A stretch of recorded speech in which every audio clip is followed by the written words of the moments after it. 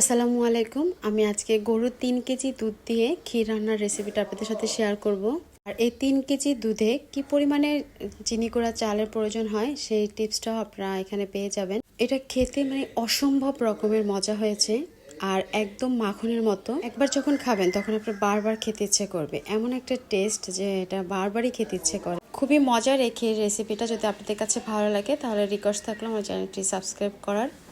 আর বাসায় যদি একটু বেশি পরিমাণে ক্ষীর রান্না করেন তখন কিন্তু চাইলে আমার এই রেসিপিটা একবার দেখে নিতে পারেন। এই ক্ষীরটা রান্না করার জন্য প্রথমে 3 কেজি গরুর লিকুইড দুধটা আমি এখানে জাল করে নিব। আর এখানে 3 কেজি দুধ একদম খাঁটি গরুর দুধ। তো দুধটা আমি চুলায় জাল করতে থাকবো আর এদিকে আমি পোলার চাল নিয়ে নেব। 3 কেজি দুধের জন্য আপনি দেখতে পাচ্ছেন 1 কাপ, এখানে কাপের মাপটা হচ্ছে 1 কাপ, কিন্তু 1 কাপ পুরোটা কিন্তু ভর্তিও না, 3 মুঠ চাল হবে এখানে আমার হাতের। চালটা আমি প্রথমে খুব ভালো করে ধুয়ে সামান্য একটুখানি পানি দিয়ে এটা ভিজিয়ে রেখে দেব যতক্ষণ না পর্যন্ত আমার দুধটা বলক চলে আসতেছে। আর ঠিক এই টিপসগুলো ফলো করে যদি আপনারা বাসায় ক্ষীরটা রান্না করেন অসম্ভব রকমের মজা হবে ইনশাল্লাহ আপনার ক্ষীরটাও। আর এই চিনি গুঁড়া চালটা যে অতিরিক্ত ধোয়া যাবে না, আমি ঠিক গুনে গুনে 3 বার ধুয়েছি। ধুয়ে সামান্য একটু পানি দিয়ে এটা আমি এখন ভিজিয়ে রেখে দেব।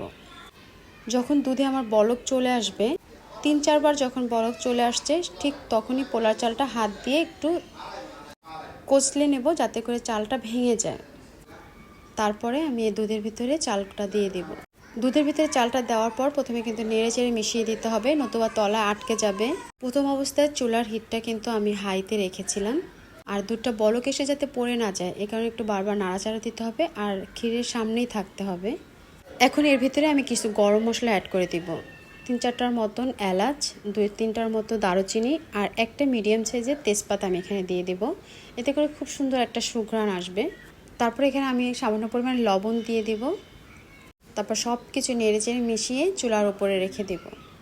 মিডিয়াম টু লো হিটের চাইতে একটু আঁচটা বাড়িয়ে চুলার উপরে আমি প্রায় 30 মিনিটের মতো এটা বসিয়ে রেখে দেব। আর অবশ্যই কিন্তু মাঝে মাঝে একটু নেড়েচেড়ে দিতে হবে। লো হিটে যখন এটা রেখে দেব তখন দুধটা খুব ভালো করে জাল হবে আর চালটা একদম সিদ্ধ হয়ে যাবে। আর যত বেশি দুধ জাল করা যায় তত বেশি কিন্তু এটা খেতে ভালো লাগবে, একদম মাখনের মতো হয়ে যাবে। দুধটা জাল করতে করতে চালটাও আমার সিদ্ধ হয়ে গেছে আর দুধটা কিন্তু বেশ কমে গিয়েছে, ঘন হয়ে আসছে, আপনারা দেখে বুঝতে পারতেছেন। এখন কিন্তু আমি এখানে চিনি অ্যাড করে দিব। খুব বেশি মিষ্টি পছন্দ করেন তারা কিন্তু এখানে চাইলে 1 কাপ পরিমাণে চিনি দিতে পারেন। তো আমি কিন্তু এখানে হাফ কাপ দিয়েছি, চিনির পরিমাণটা খুবই কম দিয়েছি। এতে করে ক্ষীরের টেস্টটা আর কি বাড়বে, যেহেতু আমার এখানে দুধটা একদম ঘন করা, দুধেও কিন্তু একটা মিষ্টি ভাব আছে। তারপর আবারও কিন্তু নেড়ে চেড়ে দিতে হবে, চিনিটা গলা পর্যন্ত অপেক্ষা করব। তারপর এখানে মিশিয়ে দিতে হবে গুঁড়ো দুধ। অবশ্যই কিন্তু চেষ্টা করবেন এখানে গুঁড়ো দুধ দেওয়ার জন্য। গুঁড়ো দুধটা দিলে এই ক্ষীরের যে টেস্টটা দ্বিগুণ বেড়ে যাবে। এখানে আমি 1/4 কাপ গুঁড়ো দুধ ব্যবহার করেছি। গুঁড়া দুধটা দিয়ে আবারও বেশ সময় ধরে এটা নেড়ে চেড়ে দিতে হবে। তারপরও প্রায় আমি 5 মিনিটের মতো সময় এখানে রেখেছি চুলার উপরে। আর এখন এ পর্যায়ে চুলার আঁচটা আমি হাইতে রেখেছি। বেশ সময় ধরে এখন আমি চুলার উপরে জাল করে নিব। যখন দেখবেন যে একদম ক্ষীরটা ঘন হয়ে আসছে, লো হিটে রাখার কারণে চালটা কিন্তু আমার একদম সিদ্ধ হয়ে গেছে। এখানে বাড়তি করে আপনাকে আর ডাল ঘুঁটুনি দিয়ে ঘুরতে হবে না। এটা এখন এমনিতে একদম মাখনের মতো একটা টেস্ট চলে আসছে। তারপরও এ পর্যায়ে আপনারা চেক করে দেখতে পারেন আপনাদের কাছে মিষ্টির পরিমাণটা ঠিক আছে কিনা, যদি লাগে তখন দিতে পারেন। তো এই পর্যায়ে আমি ধুয়ে রাখা কিছু কিশমিশ এখানে দিয়ে দিলাম। তারপর গরম গরম এই ট্রেটার উপরে দিয়েছি।